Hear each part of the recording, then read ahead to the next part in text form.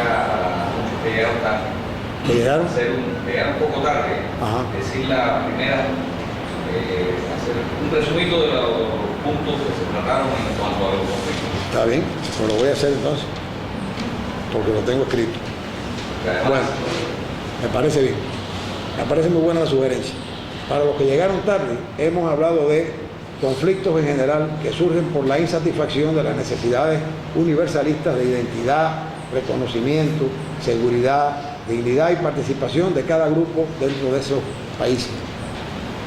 Hay tres visiones en cuanto al papel del factor étnico y también en cuanto a cómo surge, el papel que juega y cómo surge. La primera dice que el Estado multiétnico es inherentemente conflictual, por lo tanto, trascender lo tribal con la modernización es la solución. Está bien entonces, está usando bien su tiempo. Voy atrás un momento. El Estado multiétnico es inherentemente conflictual. Por lo tanto, hay que trascenderlo, que sería, según esta visión, como trascender lo tribal con la modernización. Bien. Otros dicen que es la pobreza, como si hubiera una correa de conducción de pobreza a levantamiento o acción de guerra. Es realmente una causa importantísima de conflicto, pero no es la única ni con mucho, y en todo caso habría que explicar un poco más. En fin, esta es una visión del problema. Otra, la etnicidad es una construcción, no es algo que ha fluido, que se haya creado autocentradamente, sino que es una construcción de las élites o de sus extremistas y con sus propios fines políticos. El conflicto, por lo tanto, para ellos, deriva de la manipulación de las élites. Luego, la etnicidad constituye una fuente fundamental. Para las élites era indispensable barrer con el pasado precolonial, no al multipartidismo, no creían en el multipartidismo y por el contrario se manifestaban por un partido bien unido, monolítico, que construiría la unidad nacional. Y esto no es otra cosa que los sistemas de partido único que se implantaron en esa época. A veces la izquierda pensó también en esa dirección, aunque basándose en un discurso político anticolonial y con los objetivos del desarrollista. La cuestión étnica es un factor decisivo, eso sí, lo cual no implica que sea ipso facto fuente de conflicto, de manera inevitable. Por ejemplo, para el célebre Richard Clarke, africanista norteamericano, las élites la manipulaban para apartar a las masas de los problemas fundamentales. En primer lugar, el conflicto entre clases sociales. Esta era la visión que tenía Clarke. Sin embargo, pensando así, este famoso historiador y otros subestimaban la intensidad emocional y la disposición individual de apoyar a la etnia por los miembros de la etnia en tiempos de crisis, hasta llegar incluso, por la falta de reconocimiento a su identidad, a sumarse a sangrientas luchas intertribales e interclánicas y a inmolarse en ellas. Ejemplos en Nigeria, en la Somalia, en Sudáfrica, etc. El genocidio en Ruanda, por ejemplo, que quizás es el punto más alto de este horror. El papel del miedo en la psicología del grupo puede arrastrarlo a esas actitudes, porque la seguridad se ha perdido. El grupo no tiene en ese momento condiciones de poder ayudar a la persona a sentirse segura. Por lo tanto, así va el grupo, como la ecuación es, así como el individuo va, por lo general, va el grupo, va hacia la muerte, va a tratar de restaurar su identidad y puede ocurrir cualquier cosa. O sea, seguridad e inseguridad, reconocimiento o ignorancia de las diferencias. De ahí la importancia de las instituciones políticas. Chocar en ese momento con sus contrarios, que pertenecen probablemente a otro grupo étnico. No solo lo hacen, sino que lo hacen plenamente conscientes que lo que están defendiendo no es una posición de clase, sino una posición étnica. Quizás se subestimara también el siguiente problema. Los partidos que se conforman en esa época inevitablemente responden al factor étnico predominantemente, al punto que la constitución de partidos políticos de aquellos años casi siempre pasa por una primera parte en la cual el factor étnico es la correa de transmisión. Es lo que además garantiza la comunicación en años como esos entre la aldea y la ciudad. Los grupos étnicos, incluso en las ciudades, en las pocas ciudades de entonces, se ven geográficamente representados en una ciudad de aquel tiempo según los barrios, porque la gente no vivía al margen de qué grupo venía. No, la gente venía a la ciudad sabiendo de antemano quiénes iban a protegerlo, que no eran otros que los miembros de su propio grupo. De manera que la importancia del grupo por razones étnicas en política, en la sociedad en general y en política en particular, en aquellos años fue tremenda. Después yo voy a buscar algunos ejemplos de partidos políticos muy fuertes que se crearon y llegaron al poder en África en esos años, que todos ellos comenzaron por una sociedad cultural. Esa sociedad cultural no era otra cosa que la cara visible de un grupo étnico, que también indirectamente más o menos dirigía el partido. Es decir, hubo fases en donde no estaba tolerado el partido. ¿Para qué sirvió entonces el grupo étnico? Para en ese tiempo representar los intereses de esa etnia y presentarse como una sociedad cultural y no como un grupo político, como un partido político, claro. Hay muchos ejemplos, les digo, y por lo tanto, la tesis de que la de Sclary y otros semejantes a él, de que en aquel momento era el factor de clase el que estaba operando detrás de estas movilizaciones, me parece una exageración, me parece un aferramiento en no admitir que como forma de conciencia la etnicidad pueda funcionar en determinados momentos de una manera que no puede explicarse en términos de conciencia falsa de la realidad. ¿Comprende? La palabra es exactamente esa, conciencia falsa. Usted no tiene la conciencia falsa de que es tal cosa, cuando usted realmente es otra cosa, porque usted no lo sabe. Esa manera de decir las cosas, de un cierto marxismo, me parecen bastante pedestres. Porque si en la sociedad africana de entonces no era la etnia lo predominante, entonces que todos los que de alguna manera nos hemos dedicado a esto durante muchos años, debemos ser mandados a la casa y buscar gente nueva capaz de entender. Además, esta manera de utilizar una famosa cita de Carlos Marx en cuanto a la religión, por aquello de la conciencia invertida de un mundo también invertido, y ahí viene la tijera de no sé quién fue el primero que podó, y ya llegó hasta ahí, repitiendo la cita de Marx, pero no la puso completa, porque Marx pone de un mundo también invertido. O sea, no se trata sencillamente de un tipo que no entiende bien las cosas y entonces está dando interpretaciones de tipo cultural o qué sé yo, como por ejemplo la importancia de la etnia en su vida política. No se trata de eso, se trata de que por conciencia étnica se puede integrar un grupo social primero con fines aparentemente y solamente culturales, pero expresivos de una cultura étnica de África. Y luego, en un momento superior, en donde los partidos ya van a ser tolerados, aparece un partido político cuya estructura fundamental la ha proporcionado, la ha suministrado una específica etnia de ese país, y no cualquier otra situación, ¿comprenden? Me he demorado en esto porque por lo menos para mí eso ayuda a entender las cosas con un poco más de claridad. ¿Qué surge primero en África en la lucha contra el colonialismo? Cuando ya se sabe, porque se ha dicho por la metrópolis, que se va a procesar para la independencia ese determinado pueblo, ese determinado país, esa determinada colonia, que empiezan a aparecer fuerzas políticas en la escena política. Estas fuerzas políticas son de variada procedencia. La ciudad no es la ciudad de todos iguales desde el punto de vista étnico, sino aquí vive la etnia tal, en esta parte de la ciudad, aquí vive la etnia más cual, incluso las relaciones entre ellos, no es que no se den, pero son escasas. O sea, que practican generalmente una visión hacia adentro para su mayor seguridad de la vida dentro de la capital. Cuando van a hablar en política o cuando se van a expresar políticamente y aparecen los partidos bajo el nombre de partido, ustedes se podrán fácilmente fijar que su estructura sigue todavía los cauces originales de los grupos estos culturales que dentro de las ciudades de la colonización hicieron como el trabajo inicial para una determinada etnia, no para cualquier etnia, sino para una determinada etnia. Y así, un ejemplo quizás del país más grande que siempre está en crisis y que acabo de mencionar a través de su nuevo presidente, Nigeria. Y que en Cuba es interesante. ¿Por qué? Porque, para el que no lo sepa, la población cubana de origen africano es fundamentalmente del siglo XIX y es por lo tanto fuertemente yoruba. Y los yorubas son en el África occidental, en la Nigeria occidental, la etnia dominante hasta el día de hoy. La etnia dominante.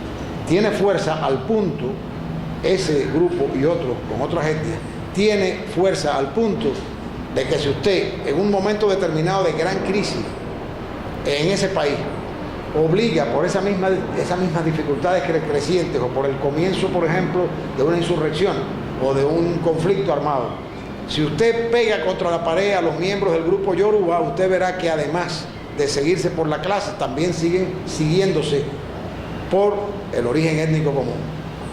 Y lo mismo acá en el este, dentro de Nigeria, con los Igbo, o con la gente de la costa, donde está el petróleo nigeriano, donde está metida la compañía británica esta que tiene aquello, desde el punto de vista ecológico, a punto de reventar. Y por lo que ha muerto mucha gente en esa zona durante los últimos 4 o 5 años. Bien, y en el norte los grupos étnicos Hausa Fulani, sobre todo musulmanes. Esos 3 grandes grupos en la lucha de Nigeria por su independencia representaron la escena política a través de organizaciones culturales. Los Yoruba empezaron por la creación de una asociación cultural nigeriana, pero sobre todo Yoruba. Y los de arriba, musulmanes, tenían como su patriarca político y religioso a una misma persona, el Sarduna de Sokoto. Y en el este, una población más occidentalizada, pero también existían asociaciones que representaban los intereses de las etnias. Hasta que un poco más adelante ya se fundaron partidos políticos, que fueron los que asistieron a las elecciones. Así que la vida anterior, la vida precolonial y la vida colonial no están enterradas en Nigeria. Se mantienen de alguna forma latentes. Ahora mismo, se amenaza con la parte occidental de retirarse, de secesionar, de separarse de Nigeria. Ya una situación semejante ocurrió en los años 1960 y pico, 1970, 71, creo que duró como 3 años, que fue el intento secesionista, separatista de la Nigeria Oriental, del grupo Igbo, IBBO, con B labial, el grupo Igbo, que trataba de separarse porque había intereses de tipo petrolero que eran muy fuertes, que estaban empujando hacia la separación. Entre otras cosas, por la razón adicional de que el petróleo estaba apareciendo en una zona en la cual los británicos no tenían control de ninguna clase, sino que estaban operando otros capitales, sobre todo franceses. Bueno, en todo el periodo de la guerra, el este de Nigeria se convirtió de pronto para los secesionistas en la República de Biafra, un nombre tomado no de ninguna lengua autóctona, sino de cómo los europeos llamaban a esa región. Igual que Benin, Benin no es ningún nombre exactamente africano. Es un nombre quizá africanizado, pero no es exactamente africano. Bueno, lo importante es que, temiendo que aquella secesión fuera exitosa y se separara la Nigeria del Este, algún capital, sobre todo francés, se movió, no para el reconocimiento del nuevo gobierno o del gobierno de los rebeldes en Biafra, pero sí para presionar, de manera que la solución le diera determinado grado de autonomía al este. Bueno, ha pasado de eso unos 30 años, ¿no? Sí, como 30 o 30 y pico de años. Y de nuevo, pero ahora no en el este, sino en el oeste, se plantea el problema de la amenaza secesionista, separatista, o como se suele decir, del derecho a la autodeterminación, que es una palabra gruesa, porque evidentemente que no es lo mismo un movimiento separatista, casi nunca significa lo mismo que un movimiento que está luchando por la independencia nacional, me parece. Ahora el ejemplo de Nigeria es muy importante en ese sentido. Una de las maneras más rápidas de crear separatismo es desconociendo la singularidad, la especificidad y los derechos de un pueblo que está al entrar en una fase de lucha por la secesión, separación, que siempre es mala para el que se va y para los que se quedan. Por lo menos hasta ahora en África ha sido así. Porque, entre otras cosas, aunque da la impresión de que en un momento, bueno, dicen, la Nigeria Oriental se va a separar. Y al separarse se separa una buena cantidad de petróleo. Pero a la corta o a la larga se vio que se afectaba todo y que no hubo que llevar las cosas al punto de la separación definitiva. Y finalmente Nigeria Oriental se mantuvo dentro del conjunto de Nigeria. ¿Qué se puede hacer entonces? En vez de la agresión, el desconocimiento a la identidad, etcétera, etcétera, que pone las cosas peor, hay una política inteligente que muchos han puesto en práctica, como jefes de gobierno en África, que es la de implantar primero un esquema no confederal, porque ahí se estaría reconociendo una independencia. No, un esquema federal, es decir, hay autonomía en determinadas cosas. Y esta autonomía no solo en el terreno superestructural, no, autonomía incluso en la práctica del comercio exterior de esa región, como ocurre en varios países africanos, y en otros planos de la vida, no solamente en el problema de la cultura, de la lengua, para que se entretengan un rato, no, sino que haya realmente una concepción federal en la cual todo el mundo tiene algo que decir. No se trata tampoco de darle una región tal o más cual a una etnia, porque sería perpetuar el problema, pero de echar a andar planes de reconocimiento de las diferencias que puedan resultar con respecto al desarrollo cultural más inteligentemente planeado, más cargado de posibilidades para la formación de las nuevas generaciones, porque eso no se acaba en un día. Ese tipo de sentimientos, y en África menos, no se termina en un día. La diferencia entre tal grupo y más cual grupo. La cosa se complica cuando ya no es entre grupos, sino dentro de un mismo grupo. La tragedia de Somalia, como les dije a ustedes creo el otro día, no es solamente un problema interétnico, casi ni es interétnico, es intraclánico. Es el clan tal de la zona Mascual, que ya hoy en día es un estado aunque no lo reconozca nadie. O es el clan Mascual, que está en la Somalia, en la antigua Somalia británica, y que ha intentado allí hacer una república separada del resto. Hoy en día, como creo que dije ayer, hay 3 Somalias, pero el mundo occidental se niega a aceptar ese absurdo, dicen ellos. Me parece que lo más práctico es reconocerlo. Si después se vuelve a renacer el problema, ya se inventará o se tomarán en cuenta las nuevas realidades. Pero un primer paso es reconocimiento del derecho ajeno, que creo que es el primer paso.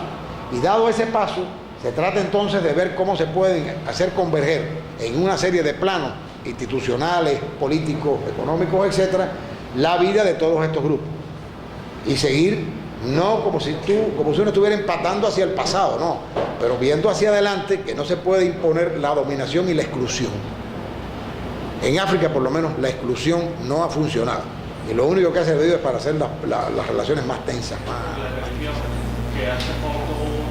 También por la religión. También por la religión.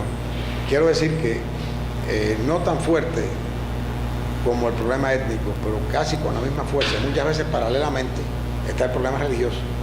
Lo que pasa es que el problema religioso tiene que incluir, si lo vamos a analizar como causante de problemas, tiene que incluir no solo obviamente a las religiones de fuera de África o a las grandes religiones reveladas, como se le diga.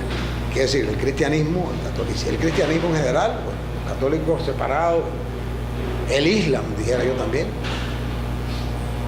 Hay que unir las iglesias, o la iglesia es una palabra que los creyentes de las religiones tradicionales, de las religiones de esos países, de las religiones africanas, o la religiosidad entre los africanos, o como quieran llamar, casi siempre, y a veces con razón, regatean el otorgamiento de la categoría del panteón tal o el panteón Mascual, pero creo que tiene que verse el problema religioso en su conjunto.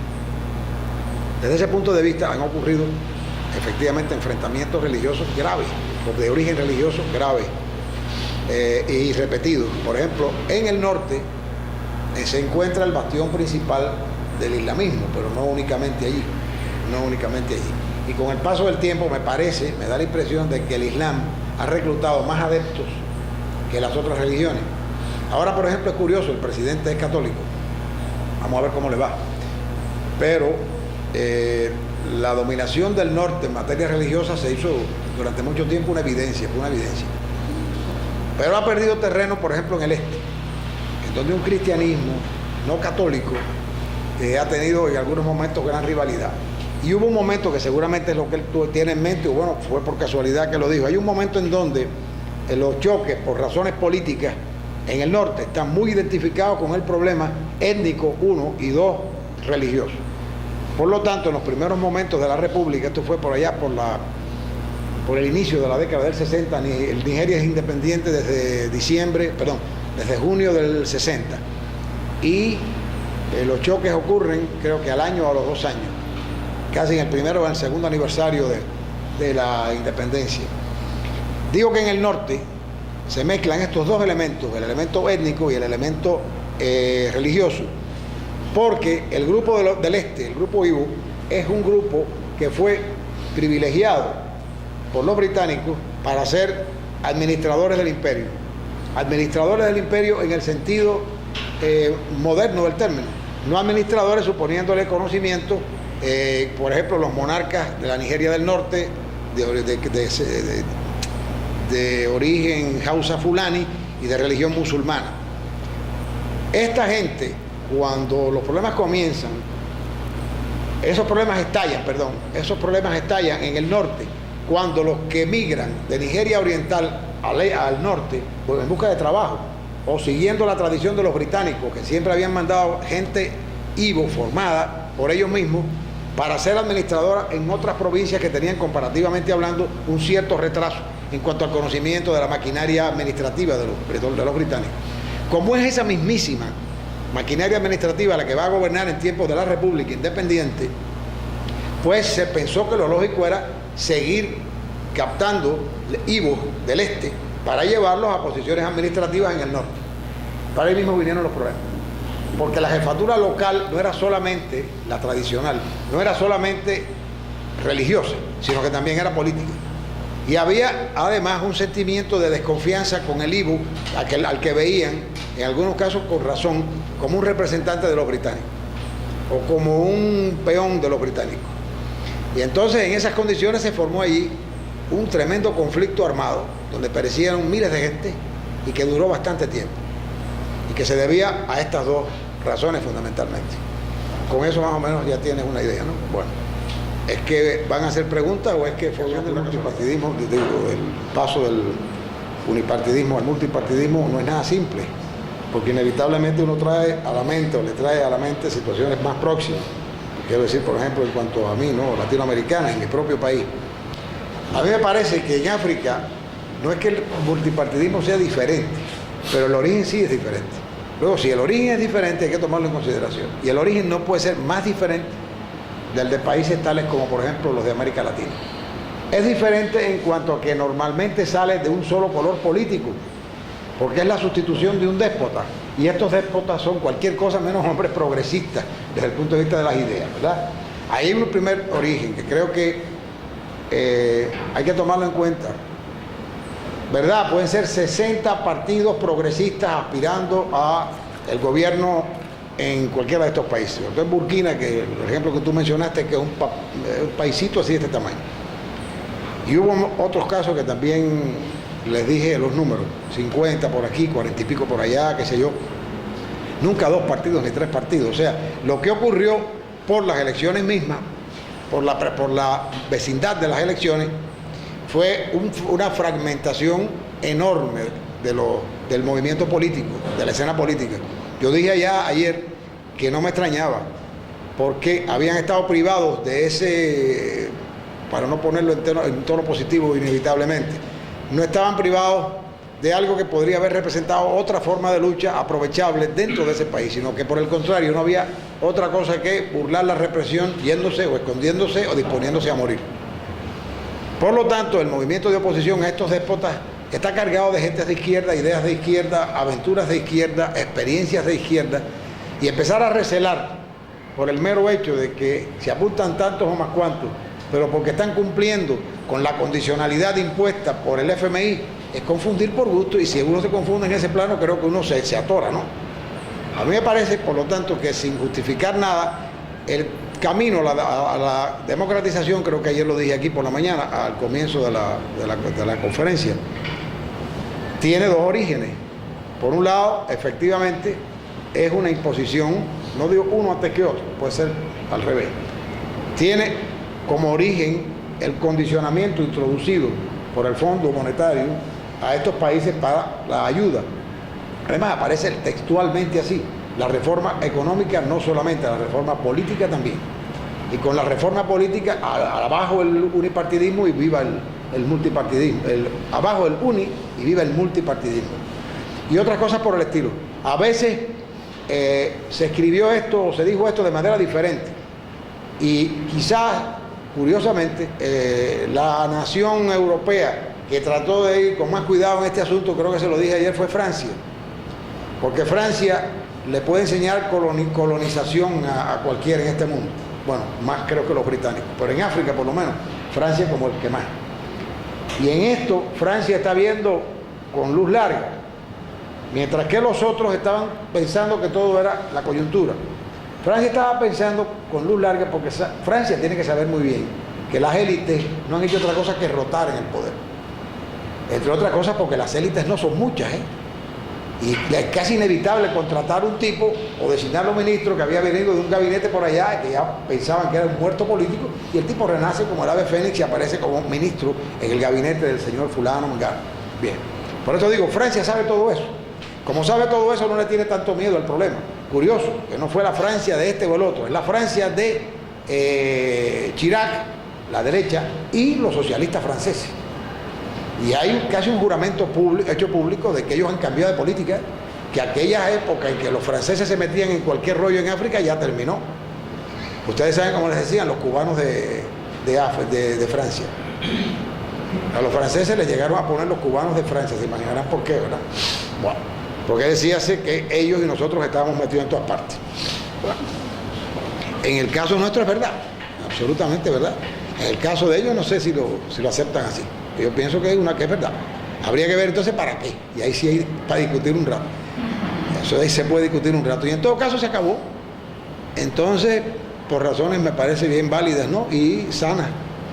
De manera que espero que seguiremos recibiendo o mereciendo ese apodo. Bueno, ahora, además de esa causa como condicionamiento de ir o de barrer con los unipartidos e ir a un multipartidismo, hay otra origen, hay otra fuente del mismo tamaño, de la misma naturaleza, que es la situación interna en un país en donde no se hace ningún tipo de movimiento político, que se reprime cualquier manifestación de carácter político y en donde además se dice que será esperar hasta las calendas griegas, ¿no? Bien. Bueno, pues, ¿qué situación encontraríamos en lugares en donde sí se abrieron las puertas y empezaron a proliferar estos movimientos que fueron una vez de oposición y ahora se convertían o aspiraban a convertirse en un partido político? Hay, por lo tanto, dos situaciones como orígenes que son distintas, que por supuesto se solapan unas a otras, porque ya después que se hizo el proceso eleccionario, se ha quedado ahí la obligatoriedad de continuarlo, y sigue por supuesto la amenaza que pende sobre estos países, que es de que se levanta la ayuda, o se corta la ayuda, o se aguanta la ayuda, hasta que se restablece de nuevo el flujo electoral, postelectoral, porque la verdad es esta, que el flujo electoral fue bastante grande, no tanto, pero fue bastante grande, por eso tantos partidos. Había más partidos muchas veces que gente inscrita, como miembros de partidos que gente inscrita. Después, a las elecciones propiamente hablando, primero fue mucha gente, después fue bajando. Es una tendencia mundial realmente, y África también está en la misma situación, pero solo que no es lo mismo que no vayan a las elecciones los distinguidos miembros de la sociedad norteamericana, que además tienen dos partidos, a que dejen de ir los movimientos políticos en África a las elecciones, porque dentro de lo que estaba ocurriendo, el camino más civilizatorio en todo sentido era la contienda entre unos y otros, de una manera por lo menos abierta. Y otra razón más, y es que, y esto ha sido una cosa muy importante que se me había olvidado ayer, el problema es que desde el punto de vista de la costumbre tradicional en África, cuando un soberano sustituye a otro, primero el llegar a ser rey a nivel tribal como antes, rey a otros niveles, y quitando de esta explicación a los países de África del Norte. Etiopía es una situación, Egipto por supuesto es otra, e incluso en Libia, evidentemente en Marruecos, etcétera. O sea que mejor es circunscribirse acá abajo, no a los países de acá abajo. Bien, en esas condiciones, una vez ya que el soberano ha dejado su puesto al otro, que viene siempre de alguno de los posibles parientes, no hay un solo candidato, eso sí, viene de varios candidatos, y los seleccionan a veces por el método que los ingleses usan para estas situaciones en África, los palabras, es decir, las negociaciones de horas y de días hasta que por fin se ponen de acuerdo. Y es verdad que se tardan, y es verdad que interviene, no todo el mundo, pero en la etapa final, una buena cantidad de personas. Bien, ahora, de acuerdo con ese derecho consuetudinario, En el caso de la jefatura política, la costumbre era y sigue siendo a ese nivel, dentro de las estructuras que pueden permanecer aún más o menos vivas, que el que gana se lo lleva todo y no tiene que compartirlo con nadie. Es decir, el jefe de puesto tiene que conformarse de que ya no hay más historia interesante para él. Y el otro se asegurará de que no lo van a cambiar así como así. Por cierto, que esto pasa en Europa en determinadas épocas, en Asia, es decir, no hay mucho nuevo bajo el sol. Lo que pasa es que a veces topan dos cosas: el obsesivo deseo de la originalidad de nuestros amigos africanos con lo otro, el racismo, que no quiere ver ningún tipo de desarrollo político porque supondría que ahí había otras condiciones de tipo económico-social que lo hicieron posible. Bien. O sea que hay, por la parte africana misma, la tradición de que el que gana es el que gana y los demás tienen que esperar entonces a que les toque. Y acá en el multipartidismo occidental hay algo que se le parece. Depende del país capitalista en el cual esto está ocurriendo. Por ejemplo, en cuanto a Estados Unidos, es casi igual que en África. Es decir, cuando gana Reagan, gana Reagan. Si ganó Carter, ganó Carter. Y entonces los otros tienen que ponerse a esperar. Y en los llamados gobiernos paralelos, Gran Bretaña tiene cosas parecidas. A uno le parece incluso que está haciendo una comparación un poco forzada, pero es porque es verdad. Ahora, ¿qué es lo que importa para lo que estamos explicando?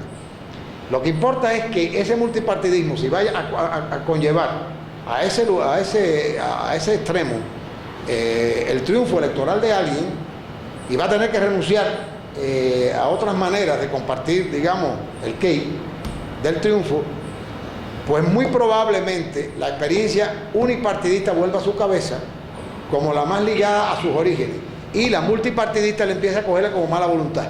Porque ahora, por hacerle caso a los condicionamientos del fondo, yo tengo que esperar X número de años a ver si me toca.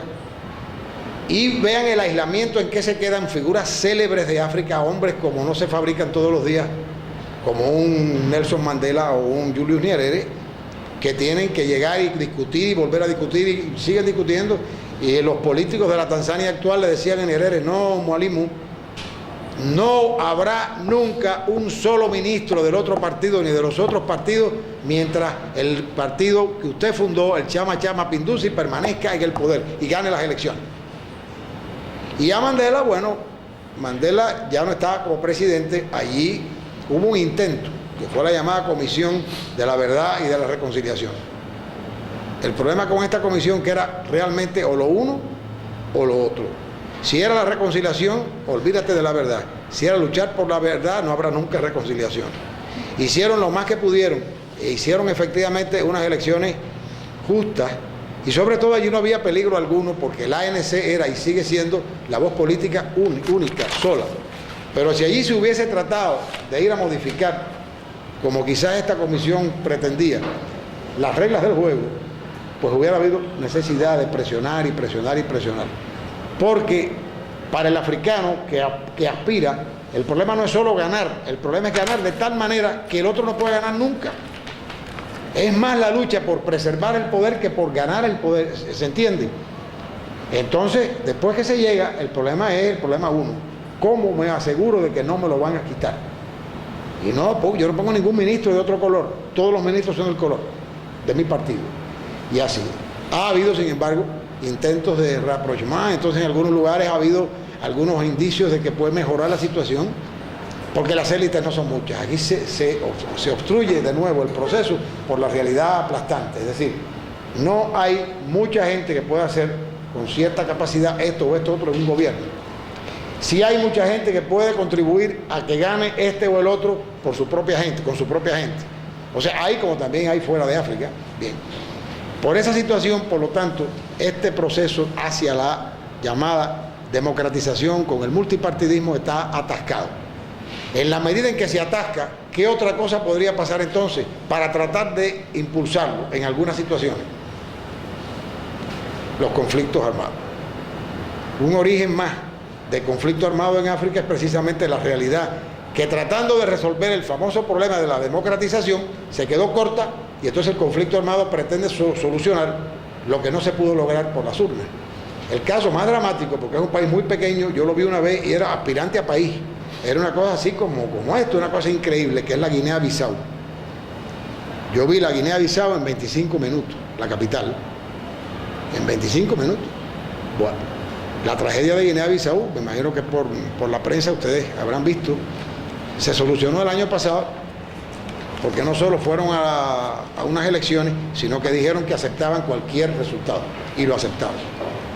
Pero lo importante es que esta gente venía del mismo grupo, increíblemente del grupo de Amílcar Cabral, que si hubiera estado vivo se hubiera muerto, el mismo que moría, viendo a esta gente fajados los unos contra los otros. Y fue por eso, porque era inconcebible para el jefe del PAIGC, el partido de Amílcar, que apareciera ahora un militar de no sé dónde y resulta que tuviera el chance de ganarle la elección. Y ahí empezó el asunto. Y acabaron con la ciudad de Bissau. Acabaron con la ciudad de Bissau, igual que se acabó con la ciudad de Brazzaville. Da pena decir estas cosas, pero bueno, son ocurrencias. Es más, si uno no las cuenta, es que le da pena a África. Y yo me acuerdo de un viceministro angolano que vino hace poco a mi país, que se paró delante de todos los que estábamos allí y dijo, no nos sigan teniendo lástima, ocúpense ustedes de sus asuntos, que nosotros los africanos nos ocupamos de los nuestros. Refiriéndose fundamentalmente, ¿saben a quiénes? A los obsesos de los problemas raciales entre nosotros, que los tenemos todavía.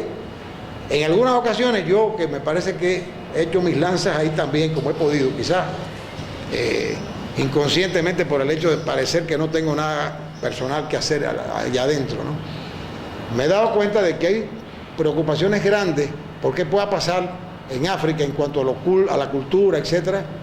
Y dice el viceministro, olvidando que ustedes tienen sus propios problemas del lado acá. A nosotros nos gustaría muchísimo que ustedes no nos tuvieran pena.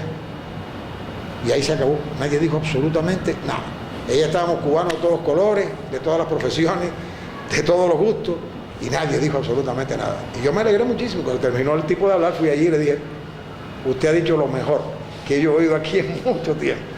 Bueno, pero mejor es decirlo, a eso iba. ¿Por qué no decirlo? No, porque es que da pena. No, sí, cosas por el estilo se han dado en otras partes del mundo y todos las conocemos. Mírese si no Kosovo y Bosnia. Y hasta cosas que no solo Kosovo y Bosnia. Esa pequeña guerra, pero que no cesa en la zona norte de España entre los barcos. O el problema de las bombas en Belfast. Me parece que esas bombas son igualitas que otras que se pudieran poner. Y el ponebomba no creo que sea, no sea alguien que uno puede respetar mucho en ninguna parte del mundo, sea africano, sea lo que sea. El ponebomba, creo yo. Entonces, por eso creo que se debe decir, por eso se debe estudiar, por eso se debe de tomar el toro por los cuernos. Esta es la realidad. La realidad es efectivamente que hay recrudecimientos de cosas que no están realmente definitivamente apagadas, porque tampoco uno puede jugar como excesivamente jugamos antes, hace ya 20 años, aquello de que la CIA está aquí y si no está aquí, debe estar por aquí, debe estar por ahí, debe estar por acá abajo. Y la CIA está por tantos lugares que es literalmente imposible seguirla. Y ya que eso es la realidad, mejor es dejarla ahí, en su asunto. Y que ella aparezca, y cuando ella aparezca ya veremos qué hacemos. Pues entonces, si no es la CIA, ¿qué cosa es? Los factores externos, Un país no se puede dirigir eternamente desde afuera. Yo no creo en eso. Un país se dirige básicamente, creo que es obvio, desde adentro. Y por una serie de condicionamientos. Estos países no pasan de una a otra situación producto básicamente de la conexión internacional, aunque esta tiene tremendo peso. Sino, en el caso del conflicto armado, por otros factores internos, que han estado ahí de mucho tiempo y que vienen efectivamente como que remozándose. El factor occidental, además, yo no creo que sea fundamentalmente de gobierno, Yo sé que esto que estoy diciendo sí es un poco más complejo de explicar, pero bueno, no necesariamente de gobierno, es de instituciones internacionales que suplen desde hace bastante tiempo ya la actividad de los intereses capitalistas en el resto del mundo, no capitalistas desarrollados.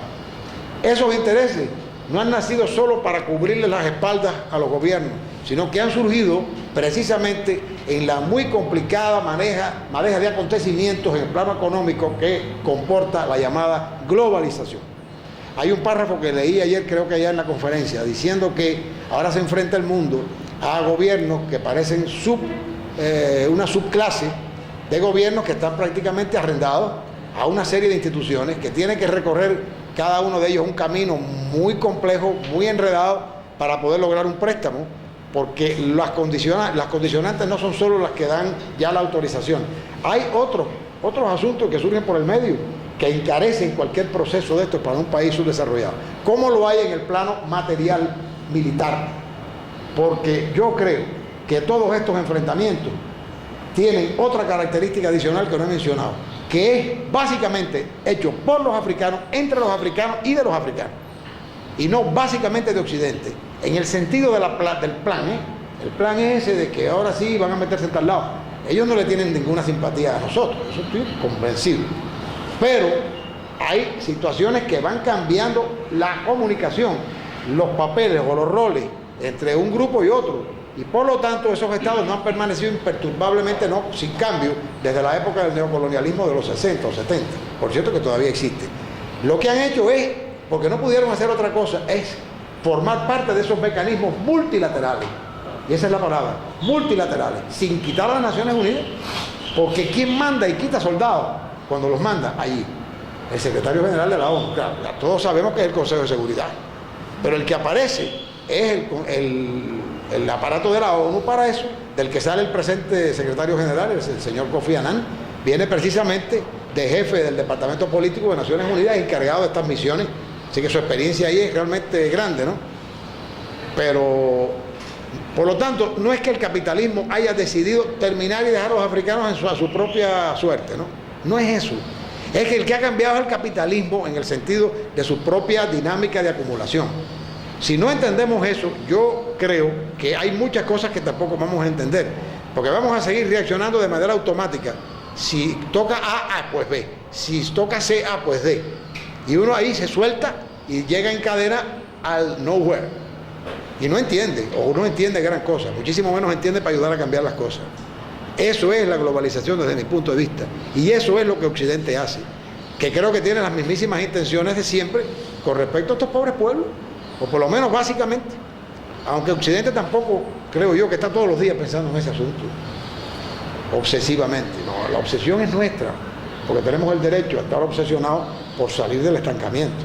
A eso ellos se informan por la noche o durante el día y después sí, porque esos países que tienen que ver con una situación como la nuestra, que evidentemente no acaba de dar el paso del estancamiento al comienzo de las soluciones. Y en esa situación es muy difícil de empezar a darse el lujo de ser demasiado exclusivista. Si esta gente no me cuadra, no tengo nada que ver con ellos, yo no voy a hacer nada. Por eso los africanos no pueden ser criticados, en mi opinión. Porque ¿cuántos les ofrecen cosas? ¿Cuántos quieren invertir allá? ¿Cuántos compran sus productos? ¿Cómo, en qué, con qué cantidad compran esos productos? En fin, ¿en dónde demuestra Occidente su interés por África? Si los africanos para sobrevivir tienen que hacer algunas cosas, puede ser que como un analista uno diga, bueno, se están dando situaciones peores y se meten ahí. Mejor es que se queden fuera, pero eso les corresponde enteramente a los africanos. ¿Quién tiene un modelo por ahí de cómo deben ser las cosas ahora? Yo recuerdo a los economistas de mi país discutiendo sobre el modelo. ¿Qué modelo va a seguir Cuba ahora? Y ahí nos quedamos más o menos. Claro que tenemos ajustes. Todo el mundo tiene ajustes. Pero el modelo yo creo que los cubanos no lo hemos parido. Para nosotros, quiere decir, el día que pretendamos imponérselo a alguien, por lo menos va a haber un opositor, que voy a ser yo, por supuesto. Y yo creo que una pila de gente también. Porque hay muy poca argumentación como para poder saber ya a esta altura que tenemos un modelo, ¿eh? Lo que estamos tratando de no perder, pues en nuestro caso, por ejemplo, son ventajas sociales, donde la revolución fue exitosa, etcétera, etcétera. Pero sabemos que tenemos 1 millón de problemas en hacer enfrente para poder resolver cosas elementales, como el alimento de la gente, las medicinas de la gente. Ahí están nuestros hospitales hechos a sangre y fuego, pero no hay medicina. Entonces, ¿cómo vamos a tener la disposición de ir haciendo un modelo? Si esto es casi calculando día a día dónde uno pone el pie, dónde uno se arriesga más. Entonces, con respecto a África es igual. ¿Qué pasará entonces que lo juzgamos a veces con tanta severidad? Yo no sé, pero ahí hay de todo. Hay de todo ahí. Por eso ayer traté de hablar de eso, pero hay momentos en que se recrean viejos prejuicios de hace 100 años. ¿Ese sentido que ha revoloteado sobre el prejuicio? Sí, yo creo que sí. Yo creo que hay muchas, ¿cómo se dice? Sobre el clima cultural.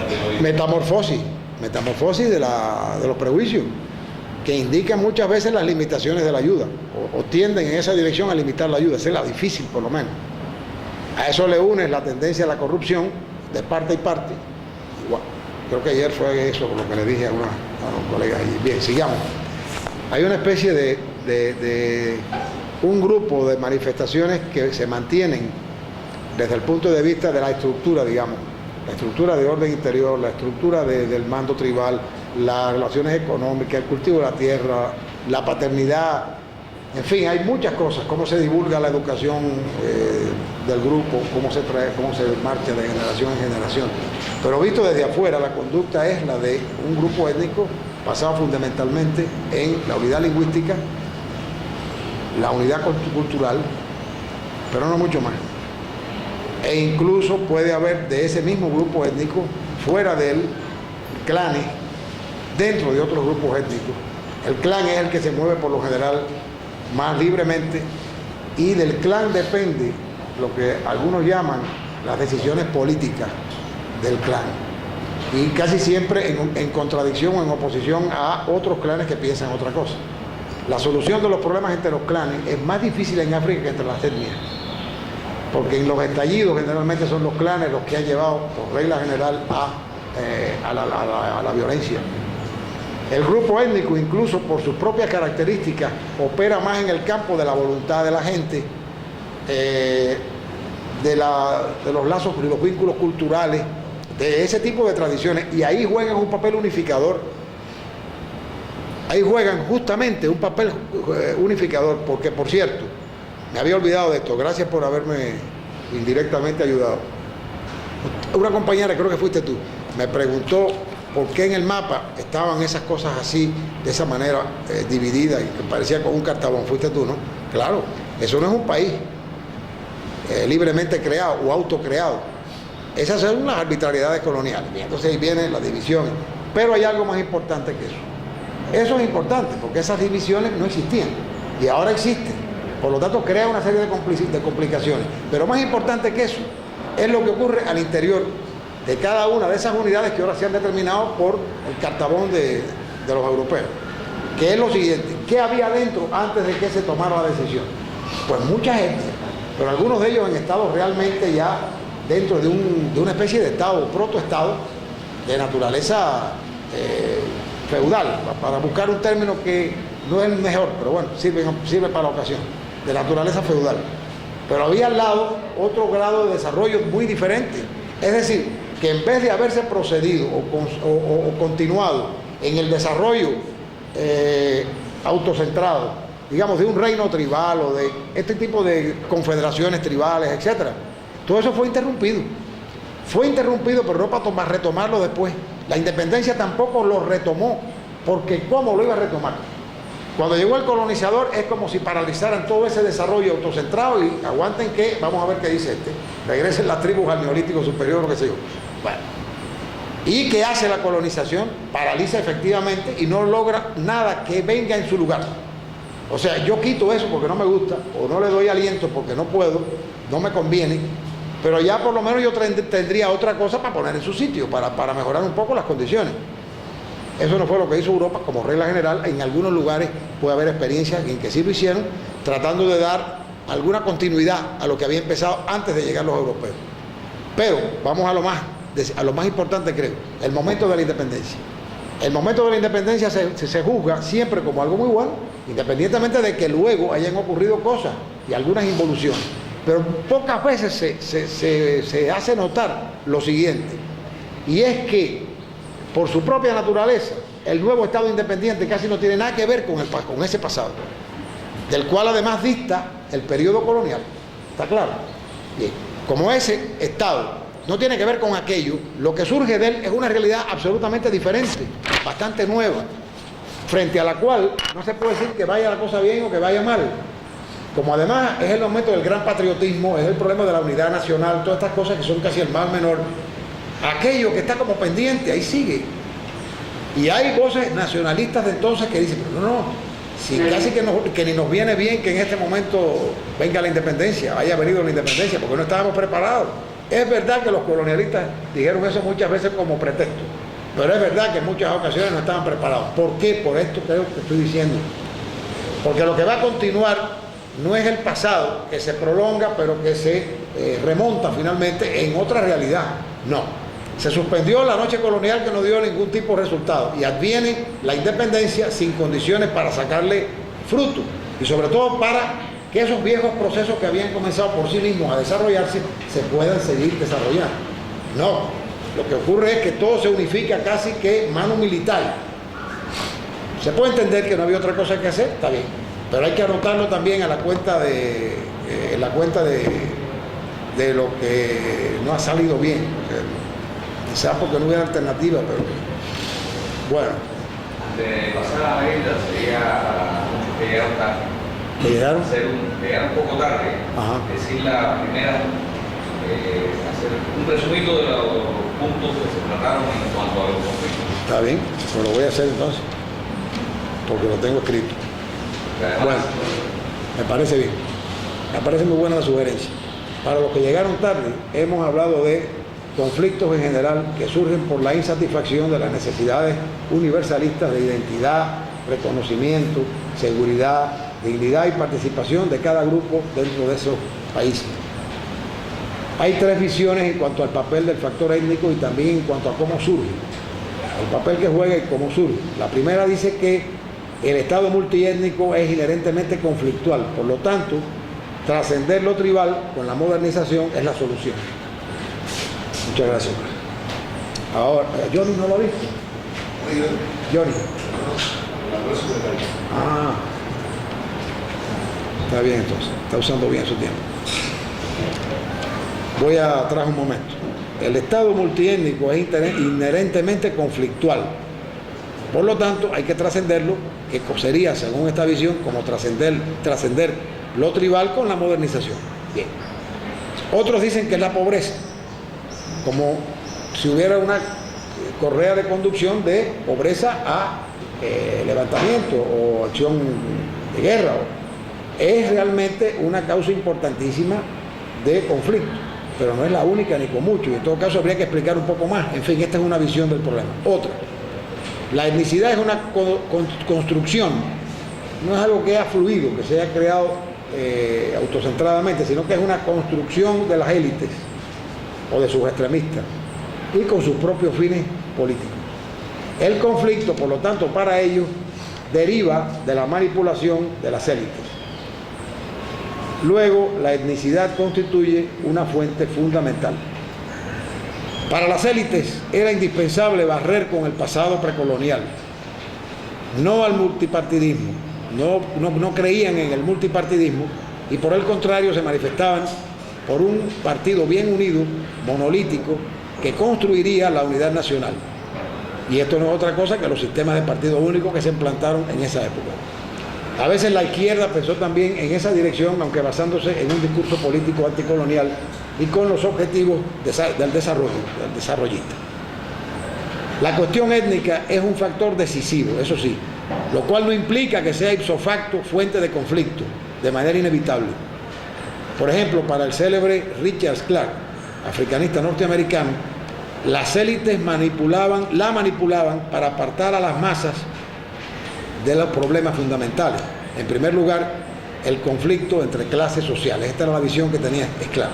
Sin embargo, pensando así, este famoso historiador y otros subestimaban la intensidad emocional y la disposición individual de apoyar a la etnia por los miembros de la etnia en tiempos de crisis, hasta llegar incluso, por la falta de reconocimiento a su identidad, a sumarse a sangrientas luchas intertribales e interclánicas y a inmolarse en ellas.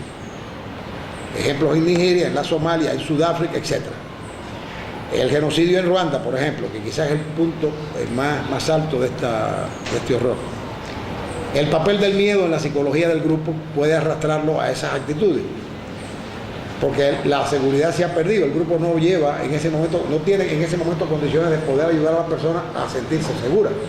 Por lo tanto, así va el grupo, como la ecuación es, así como el individuo va, por lo general va el grupo, va hacia la muerte, va a tratar de restaurar su identidad y puede ocurrir cualquier cosa. O sea, seguridad e inseguridad, reconocimiento o ignorancia de las diferencias. De ahí la importancia de las instituciones políticas. Y luego pasamos, pero ya esto está todavía a un párrafo que queda para terminar, que son los ejemplos de conflictos en donde se note claramente la cuestión étnica, o tenga mucho relieve la cuestión étnica, agradecido.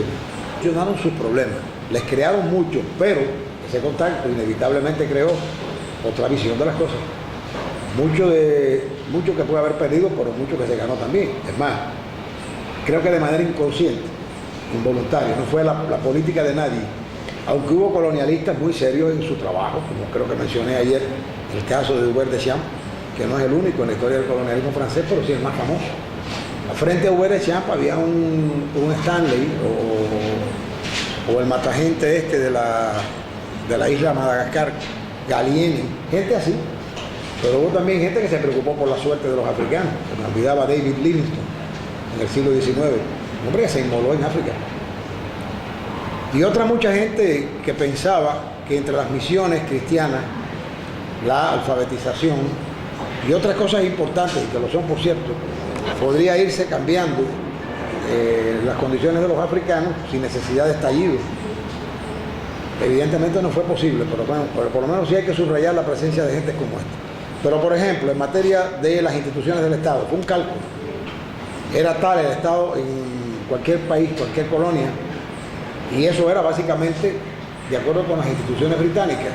Aunque los británicos fueron más capaces de ver singularidades que le indicaron no meterse a imponer el modelo inglés, no así los franceses. ¿Qué otra cosa? La lengua, pues empezando por la lengua, no hay ningún mecanismo mejor que la lengua para transmitir en dos direcciones. Por ahí, aunque la alfabetización de los africanos era un gran cuento de camino, hubo una élite que tuvo suerte de haber podido de alguna manera sobrevivir y que aparece en las dirigencias de todos estos partidos después de la Segunda Guerra, de todos los movimientos de liberación, casi sin excepción. Es muy difícil que te encuentres un dirigente del movimiento anticolonial africano que no haya pasado por una universidad europea o en su defecto haya estado en alguna de las escuelas para maestros normalistas en las propias colonias. Y si vas más allá, te darás, ayer lo hablaba, no sé con quién, no sé si era con Eric, el hecho de que hay, desde el punto de vista de la formación de la gente, hay momentos en que esta gente pasan a encabezar los movimientos de manera práctica y pasan al mismo tiempo a representar algo así como la nueva clase en África. Para los europeos esto no debía pasar inadvertido, había que ayudar a crearlo, sobre todo de nuevo por los franceses. Los franceses trataron de dejar las cosas en manos de sus asociados, como ellos decían, los africanos, los franceses negros o árabes, pero no podían ser. En el caso de Francia no se pudo hacer mucho. Francia fue sumamente intolerante con estas expresiones. Allí cuando le fallaron se llevó hasta el teléfono, como por ejemplo con Sékou Touré en Guinea, en los fines de los años 50. Los británicos indirectamente ayudaron también a los africanos. ¿Cómo?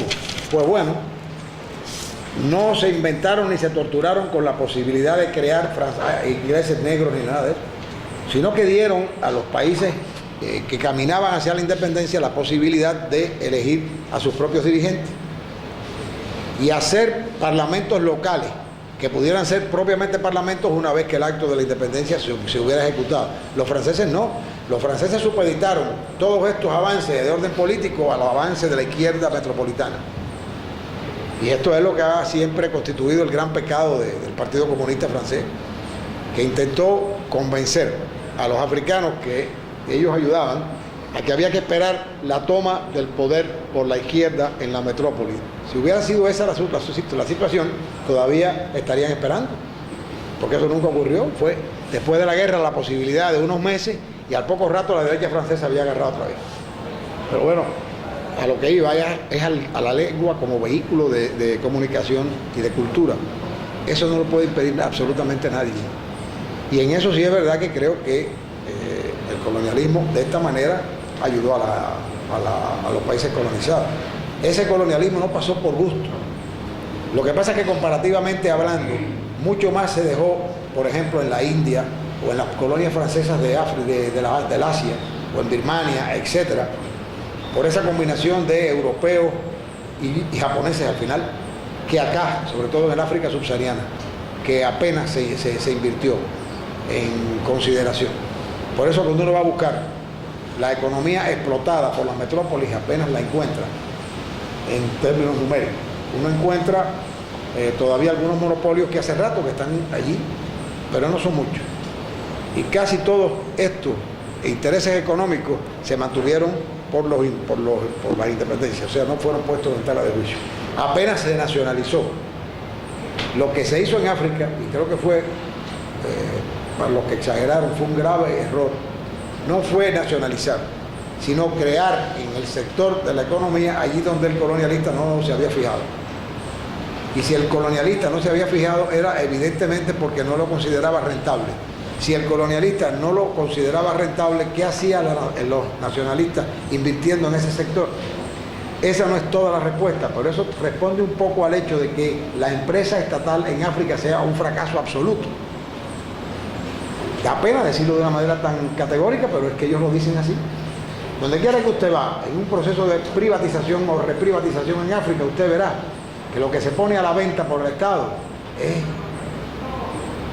¿cómo se dice? Una palabra despreciativa que se me olvidó en este momento. Es rara la empresa estatal en África que resulta rentable. Lo que pasa es que se convirtió en un signo del crédito, del prestigio del gobierno. Como además lo ponía a la venta y no lo compraba nadie, volvían los propagandistas para acá y repetían lo mismo. De acuerdo que en el caso de Tanzania se había llegado a la conclusión que se podría vender hasta el 80%. Bien, eso fue lo que pensaron los tanzanos. Pero hasta hoy no han comprado una sola de esas empresas. Ni una sola.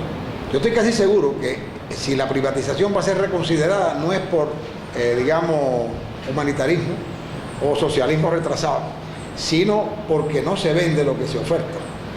Y a medida que pasa el tiempo, esa tecnología se pone vieja. Y usted lo que está comprando es basofia. Esa es una realidad, pero que depende de esta costumbre de los independentistas que en los primeros años de independencia, de ir a levantar algún negocio, alguna industria, en donde no se hubiese metido los colonialistas, que era como ir a parar a los lugares menos interesantes de la economía. Yo creo que el modelo de economía mixta es un modelo que había que haberlo hecho en serio. Para hacerlo en serio, los independentistas tenían que haberse dotado a sí mismos de mecanismos elementales para poder decidir de la rentabilidad de un sitio o no.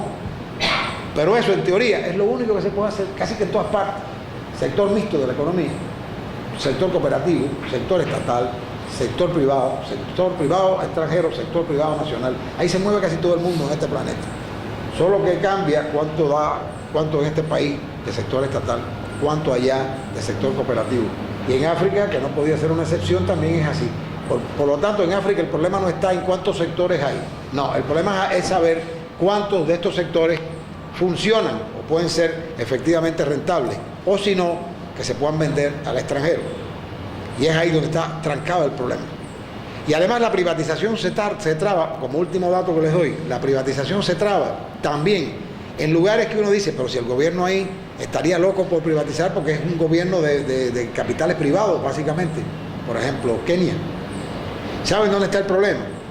Que la burguesía africana, para levantarse sobre sus pies, todavía está haciendo esfuerzo.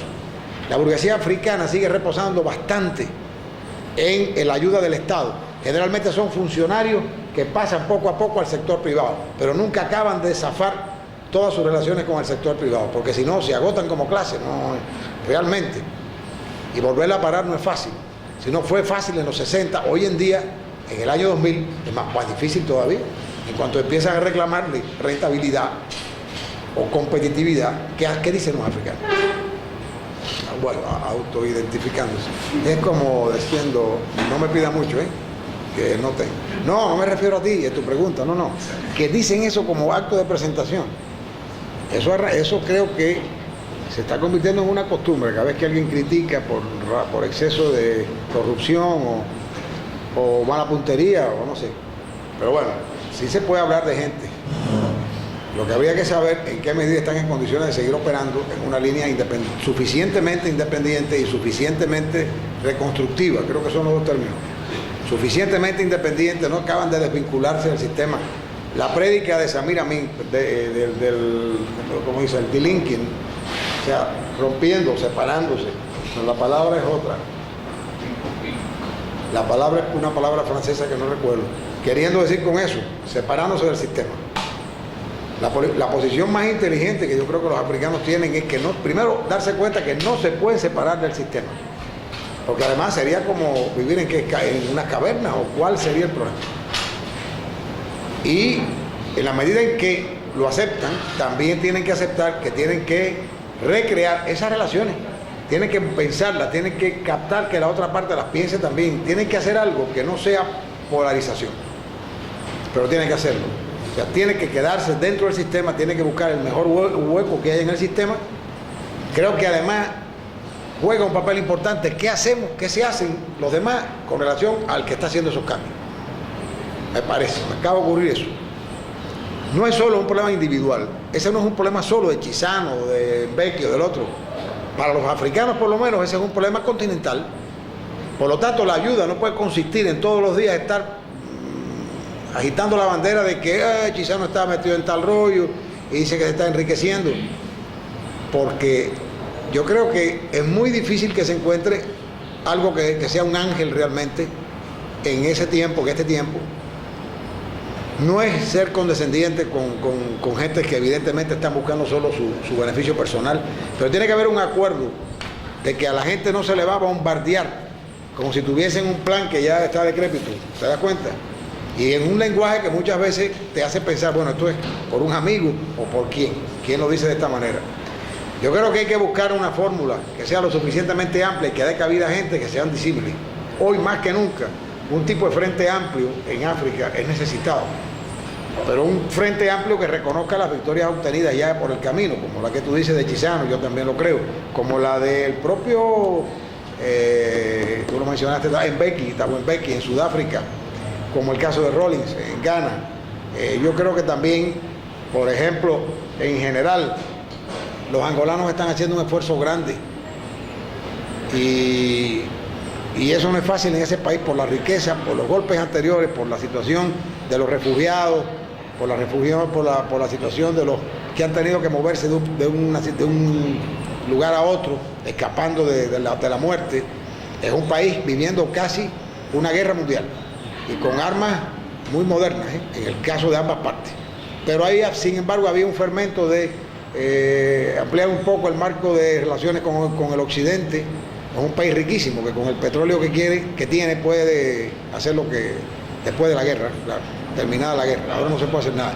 Bueno, hay una serie de gente de estas que tú te das cuenta que podrían integrar dentro de África un frente de entendimiento sobre qué política seguir, de integrarse regionalmente, como es el caso del SADC, y en menor medida de otros intentos de integración como en el África Oriental, como en el África Occidental. Pero, y en el orden internacional, jugar una política de inteligencia y no de otro tipo, porque no hay espacio para eso. Porque en otras partes lo que uno nota es al contrario, es doblarse frente a las exigencias del fondo, y a lo mejor descubrimos un día que lo que hay que hacer es socializar al Fondo Monetario Internacional y ponerlo bajo una presidencia progresista. ¿Verdad? Pero eso forma parte del destino de mucha gente, todo el mundo lo sabe, y de los africanos más todavía. Eso es lo que te puedo decir. Hay otros casos.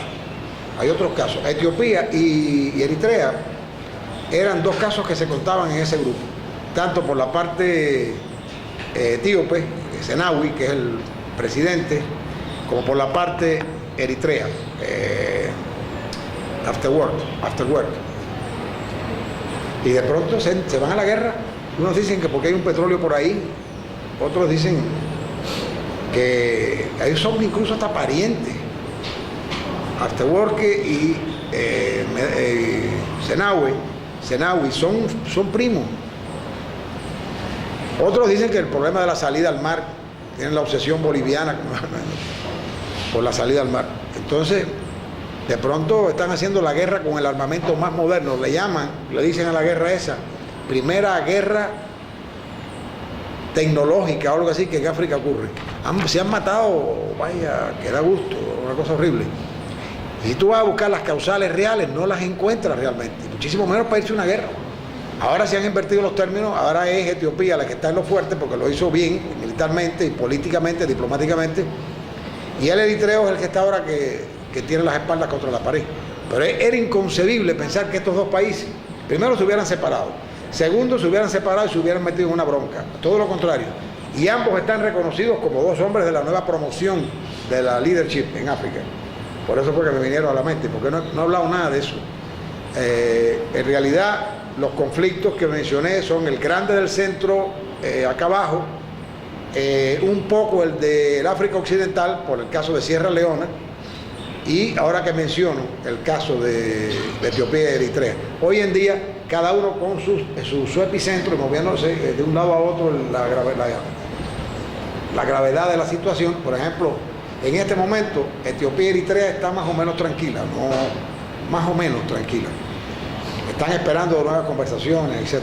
Pero bueno, en el caso del Congo, otro tanto. No hay nada decisivo, pero por lo menos no se han vuelto a entrar a golpes en las últimas semanas. Después de lo de Kisangani, que tiraron unos a otros ahí, fuego cruzado. Pero se puede mencionar perfectamente bien a Yoweri Museveni. Museveni es probablemente el más exitoso de los jefes de Estado africanos, por un periodo de 10 años. ¿Por qué? Junto con Rawlings. Porque Museveni es hay dos jefes políticos en África, dos presidentes que son economistas, creo, no es más que dos. Uno es él y el otro es Thabo Mbeki, de Sudáfrica. Thabo Mbeki incluso es considerado en la universidad en que él graduó un tipo talentoso, muy talentoso. Y Museveni no tiene que ir a la universidad, lo probó, aunque también es universitario. Y los otros que sumaban siempre eran el eritreo, el etíope, el que tú mencionaste, Alberto Chisano. Alberto Chisano es un dirigente de la otra época y que sigue en esta, que ya es bastante. Igual que José Eduardo dos Santos. Exactamente, de la época que sustituyó a Zamora Machel realmente, ¿no? ¿Quién más se pudiera? Bueno, ¿ya? Bueno. Entonces seguimos dentro de 10 minutos. Elementos clave en la realidad africana de hoy. Pensé también que como interconectaban, no se iba a ver demasiado oportunista la selección, en efecto, de los temas tales como la globalización, es inevitablemente posible que uno pase a hablar de la democratización y de esta a los conflictos armados. Pero hay otras muchas cosas de África que se pueden tocar y que desgraciadamente se tocaron de pasada sin ninguna profundidad o no se tocaron en lo absoluto. Y a mí me parece que eso viene de la falta de práctica en cursos cortos, por ejemplo como este. Viene también de la tendencia que tengo de repetir una y otra vez sobre algo que estoy tratando de que se me entienda, al punto de que puede ser ya un poco cansón para el alumno, ¿no? El que está matriculado, o difícil seguir la idea esencial que se quiere proyectar. Yo creo que hay un problema aún mayor que eso que mencioné, y que me tocan a mí y tocan a todos los que se refieren a este continente, que es la llamada falta de información. Yo no he estado en ningún lugar de América Latina que no me hayan hablado, sobre todo, de la falta de información. Pero después de revisar la prensa de mi país, como todos los días hago, que es un periódico chiquitico, pero es un periódico. O, por ejemplo, la mexicana, que tengo cierto conocimiento directo de ella, aunque no es la más representativa de lo que voy a decir. La Argentina, que son periódicos muy grandes, que traen prácticamente de todo, y sin embargo, de algunas cosas no traen nada. Y ahora ahora no, yo conozco Venezuela desde hace unos años, pero ahora vuelvo a Venezuela al cabo de 10 años y me doy cuenta que el problema sigue. Yo he estado revisando los grandes periódicos que me suministra mi buen amigo y me doy cuenta que es el mismo problema también. África no está ni de... Si no han matado a un presidente, no aparece nunca. No aparece nunca. Eso no tiene solución por el momento, porque es un problema de un interés que parece casi excéntrico a todos los demás intereses. Por lo tanto, no es fácil empezar a buscar la información. La información inevitablemente debe estar en las revistas especializadas. Y las revistas especializadas cada vez son pocas, más pocas, por una razón de mercado internacional. Primero, si alguien considera que nada más que debe ir en una revista lo más señalado, desde un punto de vista del gusto occidental, África nunca aparecería. Pero la razón más grave es que aquellos centros de estudios dirigidos al África o sobre África e incluso sobre el Medio Oriente son mucho menos hoy en día, mucho menos en número, y los que salen en calidad también, que los que podíamos disfrutar o tratar de adquirir en los años 80. Ese periodo se cerró. Aquellos eran los estudios que habían nacido con la descolonización, cuando el interés de los grandes países capitalistas estaba centrado en un problema político internacional de primer orden, que era observar con cuidado, monitorear mejor las relaciones entre los nuevos países emergentes y los países del tercer mundo, de otras partes del tercer mundo, y por supuesto las relaciones con el llamado bloque socialista que ya desapareció. Es decir, era la visión de contexto Guerra Fría la que prevalecía, y por eso había varios centros de estudios sobre África en Estados Unidos en primer lugar, luego en Gran Bretaña y en Francia, a pesar de que había empezado a la inversa. Había sido primero Gran Bretaña, luego Francia y finalmente Estados Unidos y algunos que otros países capitalistas, los que habían dado cierto impulso a los estudios académicos sobre estos países. De buenas a primeras se cerró, se acabó, qué sé yo lo que le pasó, la Guerra Fría terminó y ya esa razón no existe. Pero además, si de ese momento en adelante, hasta ahora que estamos hablando, hubiese habido en África un desarrollo diferente, desde el punto de vista sobre todo económico y político, probablemente seguiría siendo de interés para Occidente. Y no todos los centros aquellos, pero unos cuantos hubiesen seguido existiendo, que no podrían haberlo hecho si hubiesen contado solamente con los alumnos interesados, matriculando y pagándose ellos mismos esa matrícula. Pero sí por la vía del dinero de los gobiernos, directamente a las universidades, de las universidades a los centros, eso. Y bueno, ya en el terreno también se asociaban algunas universidades africanas. Pero ese no es el cuadro en los últimos 15 años aproximadamente, quizás un poco menos por ahí. ¿Cómo uno se entera? Uno se entera cuando uno se da cuenta. Primero uno se encuentra con casi nada sobre África ahí en el mercado mundial, prácticamente nada. Y cuando hay algo, uno se da cuenta de que tiene poco que ver con aquellos grandes suministradores de los años 60 y 70. Y que las temáticas han ido cayendo en una cierta rutina, que es para hablar mal del continente, para decirlo en dos palabras. O sin propósito, si no mal, por lo menos sin propósito, o en todo caso como si no valiera la pena.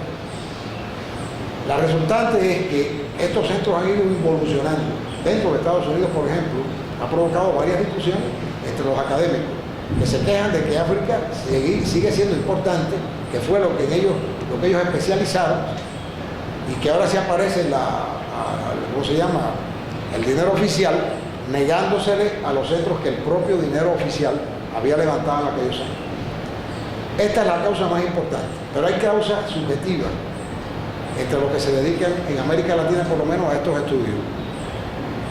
Una constante, por lo menos de mi experiencia, es que por lo general los que se dedican a estos estudios, no siempre, pero en muchas ocasiones, se trata de personas comprometidas por su propia vida, por su propia condición social, etc.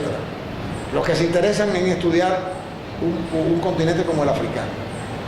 Ahí hay razones culturales, incluso hay muchas razones personales, cosas que por cierto me parece muy interesante. Por eso pienso que nunca podrán cerrarse en esta parte del mundo los estudios de África. Por cierto, a lo mejor tampoco los del Medio Oriente. Pero los de África sería como cerrar países, pienso yo.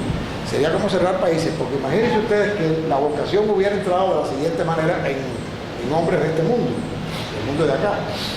Pues se trata de una persona cuyo origen tiene que ver con África, de una persona que no solo sabe de su origen, sino que quiere estudiar para conocer un poco mejor sus propios antecedentes.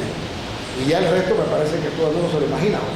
Es normal. Es muy difícil entonces que cuando existe ese grado de conciencia, que me parece que además que es muy respetable y digno de de respeto en todos los sentidos, incluso de estímulo, es muy difícil que esa persona renuncie de la noche a la mañana a continuar estudiando el tema simplemente porque ya no hay revistas o no hay cátedras o son caras o son excepcionales o no están en sus países, etcétera, etcétera. Esa gente, yo lo he visto, hace tremendo esfuerzo por mantenerse en contacto con los que hacen esa misma tarea en otras partes de América Latina. De manera que me parece que muy a pesar mío, y voy a explicar luego por qué a pesar mío, no queda alternativa sino la de estudiar África y África en América. Digo que a pesar mío porque yo comencé en la Universidad de La Habana en el año 71 optando por la solución o por el objeto de estudio, mejor dicho, por el objeto de estudio de África en África. Y salvo el hecho mismo de que soy cubano y caribeño y está por lo tanto en los poros, no hice hincapié en la asociación entre los estudios afroamericanos o afroamericanistas y los estudios africanistas. Y hace escasamente un año, revisando una revista que me había llegado, de la cual saqué información para la ponencia central, lo leí ayer ahí, me encuentro una revista que está haciendo un paneo sobre las diferentes escuelas como han surgido históricamente en orden cronológico. O ayer lo dije, creo que hoy lo repetí aquí. 4 o 5 escuelas, de las cuales la más próxima en tiempo, más pegada a nosotros, es la tradición o la corriente de estudio afroamericanista. Hay cosas en ella, los amigos míos venezolanos lo saben porque hemos hablado de eso en otra oportunidad, hay cosas en ella que no me convencen mucho, pero en última instancia que un investigador en América hable de los africanos de la diáspora en vez de los colombianos, los cubanos, los ecuatorianos, etcétera, es un problema para discutir, pero no es un problema malo, es un casus belli. A veces detrás de eso sí es cierto, se ha ocultado cierto movimiento en dirección contraria, es decir, como si hacerlo como lo hacían los americanos en las escuelas anteriores, o lo hacían los ingleses o los franceses, fuese una señal de mala condición ideológica.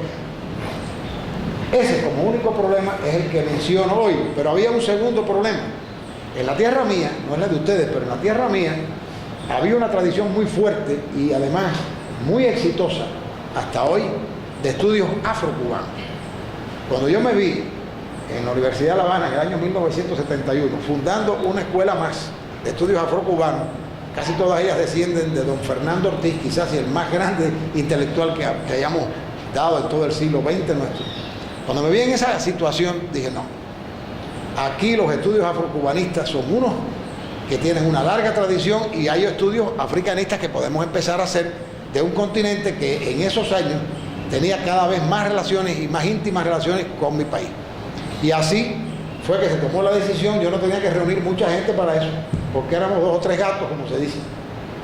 Y luego vino un centro de estudios africanos, que he dirigido casi desde el comienzo hasta el día de hoy, lo sigo dirigiendo, pero seguimos en minoría. O sea, los que estudian los problemas de África en África siguen en minoría, y los afrocubanistas siguen produciendo. Bien, reconozco la derrota. No estoy muy convencido en términos prácticos de qué podrá pasar. Y además me gusta que los compañeros de Valencia estén aquí porque hemos hablado muchas veces con respecto a eso. Estoy tratando en Cuba de unir nuestros destinos, con el mejor sentido de la palabra, con el centro que dirige un íntimo amigo que se llama la Casa del Caribe, y a la cual quisiera apoyar un poco a los venezolanos para ver cómo se aumenta la presencia de Venezuela en los festivales del Caribe. Pero eso implica este seminario. Quisiera agradecer además a ustedes cómo han contribuido indirectamente a levantar un poco la moral de trabajo en uno, tanto en los 3 seminarios como el día de ayer. Bueno, ayer fue un bombardeo, técnicamente hablando fue un bombardeo. Yo no sé cuántas preguntas se hicieron ni sé cuántas se dejaron por contestar. La verdad que no esperé que hubiese tantas preguntas, lo cual demuestra que hay mucho interés por África. Mucho interés por África. No es necesario que aparezca o no en tal o cual periódico, hay mucho interés. Ojalá podamos trabajar en el futuro en esa dirección y mientras tanto seguiremos dando seminarios. Yo quiero añadir a esto el hecho de que está presente, como ustedes ven, y muy destacadamente, el colega de la ¿cómo se llama? De la Cámara. El de la Cámara, y sí, pero iba a decir otra cosa. El problema es que él, además de ser cubano igual que yo, también tiene dentro de sus intereses, aunque no por supuesto en primer lugar, sino en otro lugar, la enseñanza de África, la información sobre África. Y yo estoy seguro que al presentarles a ustedes, a él, de manera global, eso le quiere indicar a ustedes que nosotros estamos como centro de estudios muy interesados en seguir colaborando y que en esa colaboración crecientemente se introduzcan intereses venezolanos del tipo que es afín con lo que nosotros hacemos. Probablemente esta primera reunión dentro de Venezuela no sea la última, ni muchísimo menos, sino que encontremos las vías de colaboración. En las vías de colaboración estoy seguro que él aportará muchísimo más que nosotros, porque él está muy bien en materia de desarrollo tecnológico. Nosotros estamos a punto de regresar a las cavernas y no va a ser fácil, realmente. Pero me gustaría muchísimo que pudiéramos también, pues ustedes por supuesto, por la vía de él, mantener el intercambio con nosotros.